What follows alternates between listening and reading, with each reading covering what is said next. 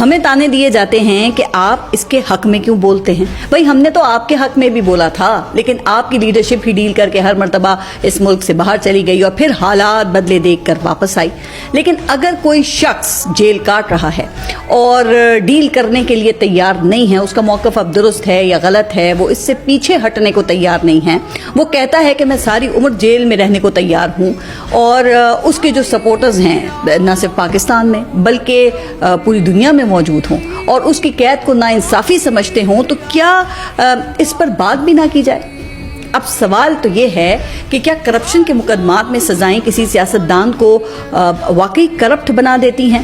اور اگر یہی معیار ہے تو پھر مان لیں کہ آپ کی لیڈرشپ بھی کرپٹ تھی، کیونکہ ان کو بھی انہی عدالتوں سے سزائیں ہوئیں اور پھر انہی عدالتوں نے انہیں تاحیات نااہل کیا. مان لیں کہ پاناما سے اقامہ کی بنیاد پر سزائیں غلط صحیح، لیکن منی ٹریل تو آپ کی لیڈرشپ کے پاس بھی نہیں تھی.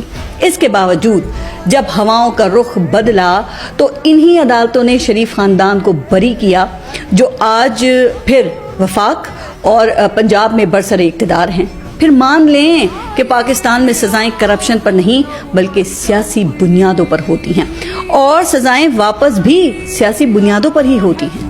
اگر یہی ہواؤں کا رخ عمران خان کی طرف ہوتا تو یہ توشہ خانہ، عدت اور سائفر جیسے مقدمات بن ہی نہ پاتے. قوم 190 ملین پاؤنڈ نامی مقدمے سے ہی نا واقف ہوتی، اور ملک ریاض صاحب شاید کراچی کے بحریہ ٹاؤن کا افتتاح فرما رہے ہوتے.